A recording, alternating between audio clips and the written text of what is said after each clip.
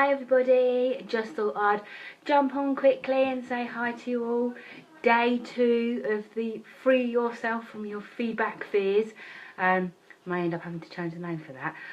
So, had a little bit of a long day today, had some lunch with some friends where I was mocked for my lives and playing with my hair, so I'm going to try not to this evening.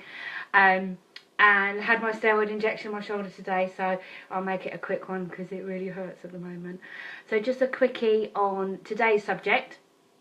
So I said to you guys to comment below on the post from earlier about times when you have had the opportunity to be given feedback and you've chosen to ignore it. So either it was because you didn't accept that what they were saying was relevant, or because you decided that what they were saying you didn't care about, you're not interested. You know, lots of different reasons that you could have ignored feedback that's been given to you. And one of the things I wanted to kind of sort of see from you guys was the different ways that this has happened and what the results were. So when you've ignored feedback, did it end well for you? Or was it something that actually later on you learned from the experience that you probably should have done something and you should have listened? So do please continue to comment. As for this evening's live, it was more really about giving you an opportunity to understand when you should ignore feedback and when you shouldn't. So tomorrow we cover another side of it, but for this evening it's just about ignoring feedback. So an opportunity where I was given some feedback where I wish I'd ignored it was a few years ago now. I was in a job where I took on a new role and I had a new manager and it was fine. I loved what I did, and the feedback that they gave me was that they thought I should change some of my ways that I did things. They weren't happy about some of my management styles, and they weren't, not so much not happy with it, but they just felt that I could do things differently. They had a group of other managers that they thought I should be more like. And one of the things that I was known for was the type of manager that I was. I was very different when I worked in the evening at the job that I was doing. I had a very much more relaxed management style, and I had to kind of tailor that a little bit. And it wasn't about kind of changing myself in so much as being different in the way that I behaved personally, but they thought that I should dress differently. One of the comments was that I could, you know, dye my hair. And I know this sounds really bad, but yes, it did actually happen. Hi Dave, how are you? And they, basically the saying was that I should be polished up a little bit. And I've never been particularly polished, and that's fine, and I don't really care because I am who I am and I love who I am, so that was fine. But it really knocked my confidence. And what I did was I took that feedback really personally and I listened to it and I actioned on it, and that was my mistake. What I should have done is ignored it. I should have accepted that that was that person's opinion and it was relevant and it was fine, and maybe what I could have done is taken some of those things on board and adapted some of those things. But what I did was I went into overdrive and I tried to change everything about myself. So in meetings I tried to be a little bit more posher, and I tried to dress differently, and I had my hair done differently, and try to change all these things about me, and I stopped being who I was. And then one of the things that I really struggled with, hi Denise, trying to not frighten you this time, you know, by seeing that you're there and trying to not touch my hair, thank you very much. But one of the things that I stopped doing was being the real me, and I really struggled with that for a long time because I felt like I wasn't the same person. And my work did suffer a little bit for it. So when I then decided to kind of stuff it and go back to being who I really was, I flew again and I was much happier, and I could really do the things I wanted to do, and I could be the manager that I wanted to be, and it was much better and I was much happier. So my experience from this is sometimes when you're given feedback that you think you should probably ignore, then ignore it. You know, follow your instincts. Don't follow somebody else's rules if they don't fit your own. So especially things around morals and values and things like that. If you're being told that you should be different, but that doesn't fit your morals, then don't change who you are. Don't be different just to please somebody else, because the only person that gets pleased is them. You don't. You stop being the person that you are, and your happiness suffers. So feedback has a really, really important kind of role to play, because it affects a lot about who you are, and it can affect lots of things about the person that you become as well. So a couple of things that I wanted to, I've got some notes here as well, just to make sure that I stay on track and I don't waffle too much, because I am known for waffling. So an example of this is if it's going to affect your life. So if it's going to affect your family, if it's going to impact. So if your feedback is that you should move, and actually you love where you are, and you know your kids go to the right school and you're in the right area, that kind of thing, you know, then you can ignore that, because if you don't want to move, you don't have to. If it comes from a place of, I'm trying to think of the right word really, if it comes from a bad place, so the person who's giving you feedback has an invested interest, so they have an alternative motive to what they're asking you to do. So if they're giving you feedback that they think that you should stop doing something, so say that you're running your own business, and a really big one is this thing on Facebook where you can suggest changes. So I get quite regularly somebody who is another coach on another page in Milton Keynes suggesting changes to my Facebook page on a regular basis, and I ignore them, because the suggested changes are not good. You know, they suggest that I take this off, they suggest that I remove this. What they're doing is they're just trying to make my page look a bit more crappier, and it's not fair, it's not nice. But they're not doing that to help me, they're not providing that feedback to do me a favour, they're providing that feedback to make themselves feel better.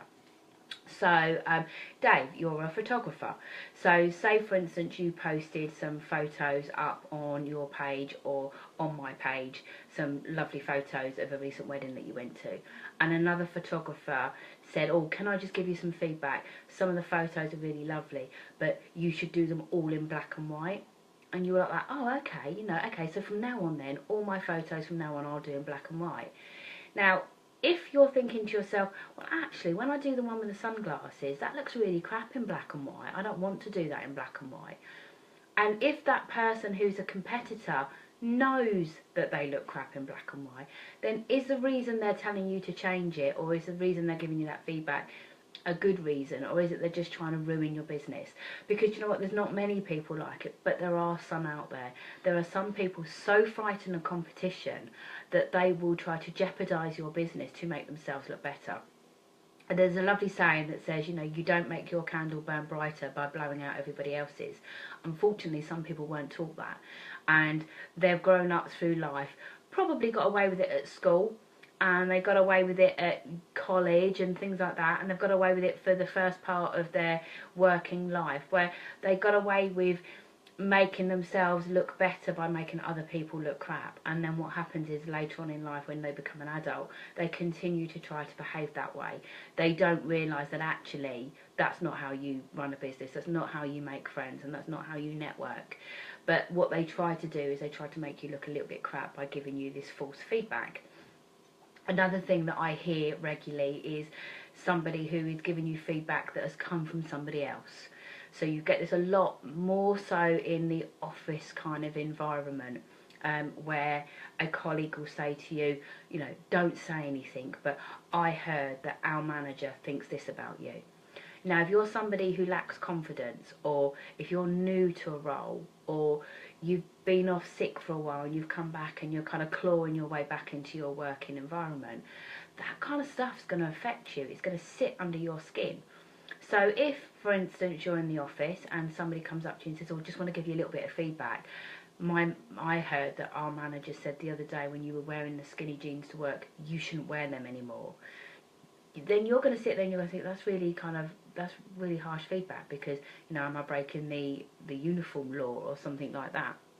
And then what you might end up doing is not wearing them again. But actually, do you know what? You might have looked lovely, and there might be absolutely no problems at all, and your boss might not have even said a word, but actually that person didn't like what you were wearing. So they're giving you that feedback from somebody else, and it's not true.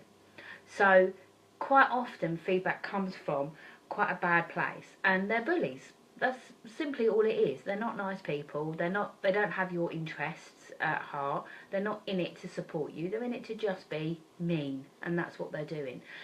That's when it's completely okay to ignore feedback, but it's very difficult to know if that's what's actually happening. So you don't necessarily know that that's the kind of feedback that you're getting. So my suggestion would be, if you ever get second-hand feedback, so feedback from somebody on behalf of somebody else, challenge it. Go back to the source. So when your colleague tells you that they've been told by your manager that you shouldn't do these things, or that a piece of work that you did wasn't very good, go back to your manager and say, I understand you didn't like that report I did. You know, can you go through with me what you didn't like about it? Don't just accept that other person's view. Don't just accept somebody else's opinion or somebody else's feedback, basically. And accept that as being gospel, because you don't know where it's come from. If somebody gives you some feedback and they say to you that actually I don't like that, challenge it a little bit more. If it's something you really like, then go back to them and say, I really appreciate your feedback. You know, thank you for telling me what you think. Can you explain in a little bit more detail? Can you tell me why you don't like it? Can you tell me what I should do differently? You know, give it a little bit more of a kind of push, if you like, because if the person is actually doing it because they think that they're doing the right thing for you, they're going to have lots of excuses, lots of reasons, lots of things to tell you. If they're doing it to just be mean, they're not going to be able to back it up with any evidence. So, Dave, for you, for instance, if it's a photography thing, and that person's kind of telling you that you shouldn't do a certain, use a certain lens or a certain type of way of taking the photos, then what you can do is by saying to them, okay, then can you explain that to me? They're going to be able to give you evidence. They're going to be able to say, well, actually, I read this report online and this guy who's a leading photographer said you shouldn't do that. And then I'll send you a copy of the report. Great, because now you've got some evidence as to why that doesn't work, or why you shouldn't do that, or why that's now outdated or whatever. They can't back it up. Then you can just chalk it down to their experience, their opinion, and you can ignore it. Hi Leanne, nice to see you. Welcome to the group. I've got you on 2 now. Emma's joined you twice, so you can remove one of them if you want to, or leave them both on. It's up to you. So that's another way of being able to pick out when people are just doing it to be mean and horrible, and when they're doing it because that they really do have your interests at heart. And also, as I said, with evidence-based, you know, you really want to get some evidence against it. So if you're looking at getting feedback from your boss in a one-to-one, so one of the big ways that you'll get feedback is, if you're in the working environment, is through one-to-ones and through performance reviews. So if your manager is saying to you, actually, you know, you've had a lot of time off sick lately and, you know, your performance isn't great, don't just accept that. If you actually think, I work really hard, then challenge it back and say, well, actually, can you give me any evidence of this? Can you explain to me why my performance isn't very good? And then what they should be able to do is give you evidence of where they've collected that information from. So they will have reports, they will have printouts and spreadsheets of information. So either audits that you've been involved in, or sales targets and things like that, where they can say and show you clearly where you sit against where other people sit, and they can show that your performance isn't in line with the rest of the business, in which case that feedback's relevant. If you say, well, I don't understand how I can't be performing because I feel like I work just as hard as everybody else, then you can sit down with that person, that your manager, and go through those reports and say, well, where am I going wrong? Show me what I'm not doing. Show me what I'm doing that I shouldn't be doing. And then you can come up with a plan going forward of how you can change that. And again, you can ignore that piece of feedback because right now it isn't relevant, because you didn't know that you weren't performing, or you didn't have the evidence, so you weren't able to change it because you didn't know you were doing something wrong. And then you can set a new goal going forward, and you can say to your manager, right, now I know that when I run a certain report, or when I do something in a certain way, it causes problems with my performance. Then give me a month of showing you under the new way of how I'm supposed to be doing it, and let's see what my performance looks like then. If I'm doing it as everybody else is, if I'm still not performing, I hold my hands up, I take the bollocking, you know, that's fine. If when you're doing it and you then run it the right way and you start doing it the same as everybody else's and your scores come out higher and all of a sudden you're back in line with everybody else, then you can say to your manager, actually I'd really like that taken out of my one-to-one because it's not relevant. You know, you scored me down for not performing, but actually I wasn't performing because the spreadsheet wasn't right or the report was wrong, and that's fine. If it's wrong because actually you're not doing your job properly, well then you can't have that taken away. That it is what it is. But you can start making improvements going forward to change that, so that's really good. But if you don't get that feedback from your manager that you're not performing, you'd never know. And then at the end of the year, when you don't get as good as appraisal as everybody else, or you don't get a good bonus, or you don't get your sales targets, you won't know why. So feedback's really important, that it's given to you for you to action upon. But if you don't agree with it, it's really great to be able to say to that person, hi Lisa, you'd be able to say to that person, okay, you know, tell me what I'm not doing or tell me what I'm doing wrong, so that you can then make a change or improve it. You don't have to sit on that feedback for months and months and months and dwell on it and churn it over. The minute you're making changes, you can ignore it and you can move on because you're not doing that anymore. Same as if you're in a warehouse and you know you're packing boxes and you're doing it in a certain way, which means that you're slower than everybody else. If your manager's sitting with you saying, well, you know, Claire, who sits next to you, she packs twice as many boxes as you do an hour, then you can say, well, what am I doing wrong? You know, let's go through my procedure. What do I do different? And when you can highlight anything that you're doing differently, then you can change that, and that becomes good feedback that you can do something with. If actually when you go through the procedure you realise that actually you're not doing anything differently and maybe it's the reports that are wrong, well then you ignore that feedback because it's not relevant. So it is different. You have to make sure that when you get feedback, you have to make sure that it's evidenced, that it is actually true and it's not just opinion and it's not just somebody guessing and saying to you, well actually I look at you and you look slower than everybody else. No. Get me a report that shows me I'm slower than everybody else. Get some evidence that I'm slower than everybody else. And when you get that evidence and you hand me that evidence and we can go through that evidence, then I'll accept that feedback. That's like going into a meeting and your manager saying to you, actually, you know, we've looked at it and we just think you're crap. And you go, well, okay, well, why am I crap? We don't know really. You just seem to be crappier than everybody else. You know, they all seem to do better than you. Well, seem isn't evidence. That's just, you know, that's just an off-the-cuff opinion. You don't see everything that I do. You don't know what I do. So make sure that any feedback when it's formal like that from an employer is based on evidence. So for those of you that run your own business, say that you're a hairdresser or you run a beauty kind of school or you sell beauty products or you are a coach or you are a spiritualist, all of those kind of things, you rely on feedback as part of your business. Huge amount of feedback is how you run your business. So how do you know when to ignore feedback? Well, should you ignore feedback at all really when you're running your own business? Definitely. Completely. There is no reason why you should be in a position where just because somebody tells you something is rubbish, it is. So a good rule of thumb is depend on how often you hear it. So if you are selling a product and you have 2 or 3 people telling you that that product doesn't work, then you should look into it more, action upon it. If you've got 20 people that say, oh my god, this toothpaste is amazing, and one person says, well, I think it's shit, didn't work for me, go back and ask that person some more questions. Find out how often they used it. Did they follow the instructions properly? Were they doing it right? Did they use it at all? Are they just somebody that likes to complain? Because let's face it, there are lots of them. So, because when you're running your own business, it is really based on you, and you know, every bit of feedback that you take seriously will mould the way your business runs going forward. And you are not going to please everybody all of the time. There isn't a single product that you're going to be able to create that everybody is going to love, apart from ice cream. And even then, I suppose there's a few people that might moan about it, but generally, ice cream's loved by most people. I'm sure that somebody's going to comment now going, oh, I don't like ice cream. So when it comes to feedback for things like running your own business, you have to be really careful that you don't come across as being aggressive, or that you are being kind of moany, that because somebody's complaining about your business that you're being defensive or aggressive.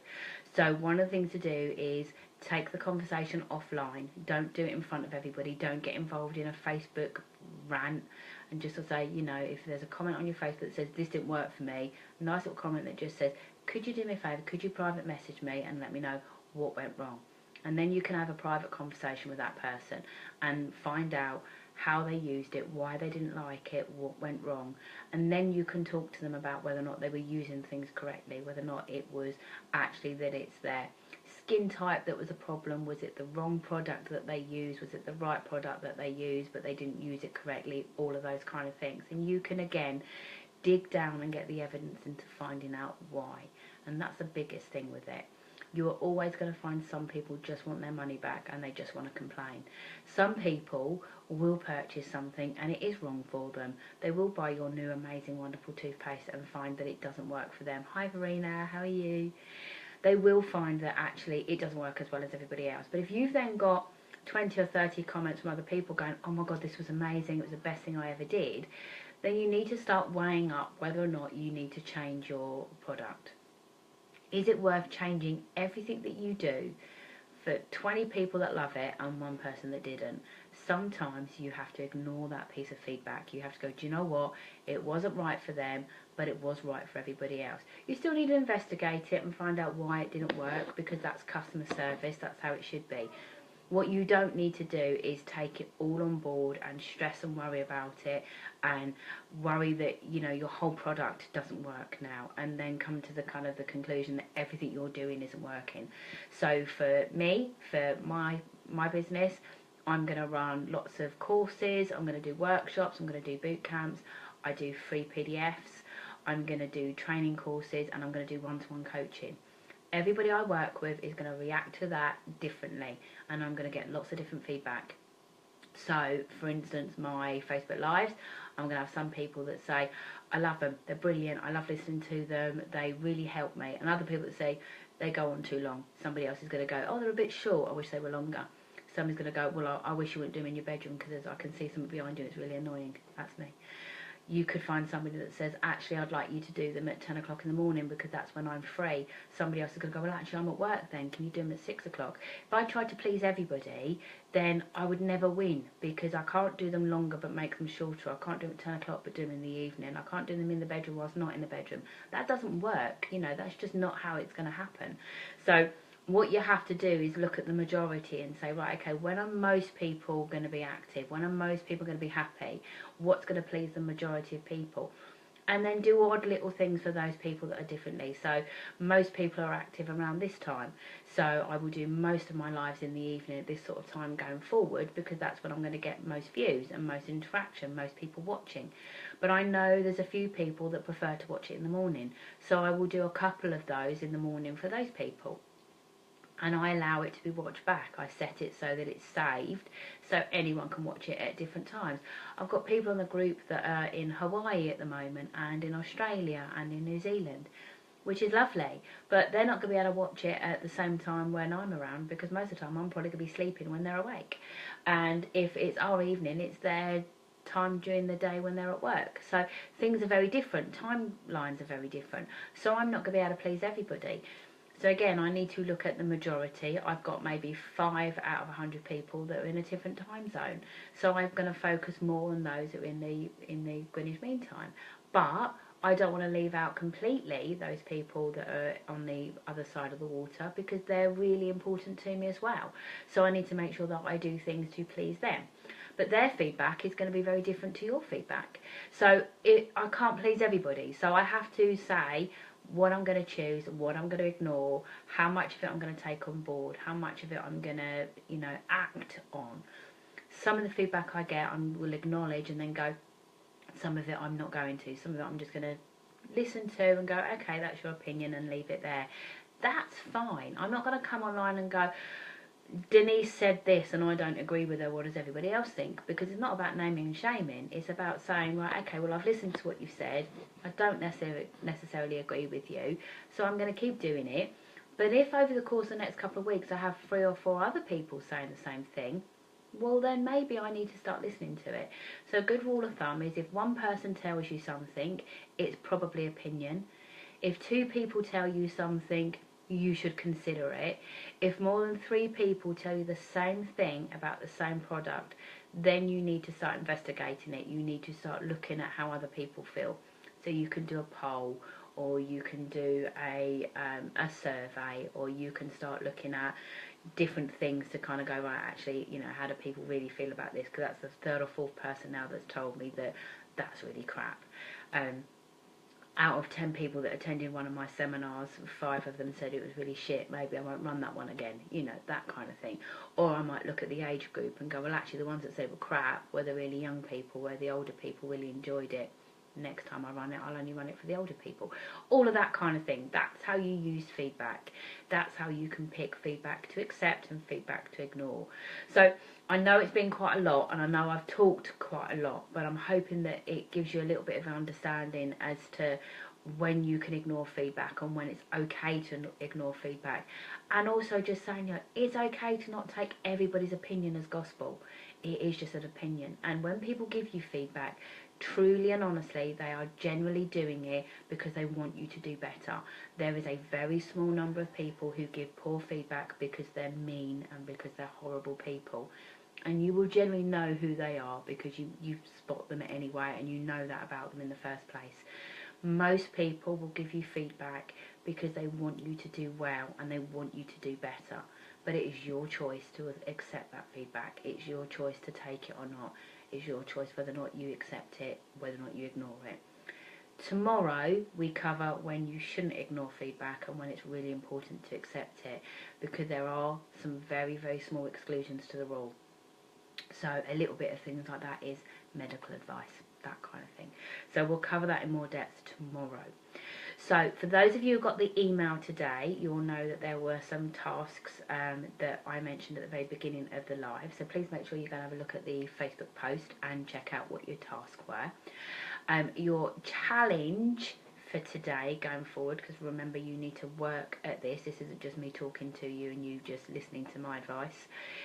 Your challenge going forward is to think about when you ignore feedback. And oh, hang on a minute, I'm just looking at my notes here. Sorry about this. So think about when you've ignored feedback. So for those of you that have posted or are going to post in the Facebook comments about a time that you ignored feedback, that's a great example, because what I want you to do now is look at when you ignored feedback and when you shouldn't have done. So say for instance you were given some feedback and you chose to ignore it. Fantastic if that's what happened. But if you had a negative impact to it and you should have done something more, I want you to think about taking an action on that now. So basically, if you were told to do something and you ignored it, I want you to go back to that feedback and act on it now. Make a change to it. If you were given feedback and you ignored it and actually it was positive and you had a good thing come out of it, then think about where you can apply that learning going forward with any feedback you get in the future. Because what I want you to do is remember that you've ignored feedback in the past and take the learning from it. So if you've ignored feedback and you had a positive, then keep doing it. Think about when you can do it again, when you can apply that learning to something new. And if you've had feedback and you ignored it and you shouldn't have done, then think about whether or not it's out of date, or whether or not you can go back to that feedback and whether or not you can start applying that in future, whether or not you can act on that now.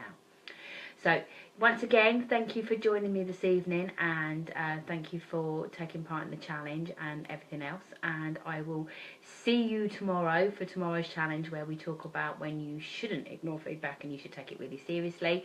Another email will find its way to you first thing in the morning. Feel free to give me a shout when you're free. Tomorrow is my mummy's birthday, so I may not be doing a Facebook Live tomorrow evening. I may well do a pre-recorded one during the day for you to watch later, so I can actually go and see my mummy and give her presents and stuff, which is all very exciting. We're going to have dinner with my mum. Anyway, guys, thank you very much for joining me. Take care. See you soon. Bye.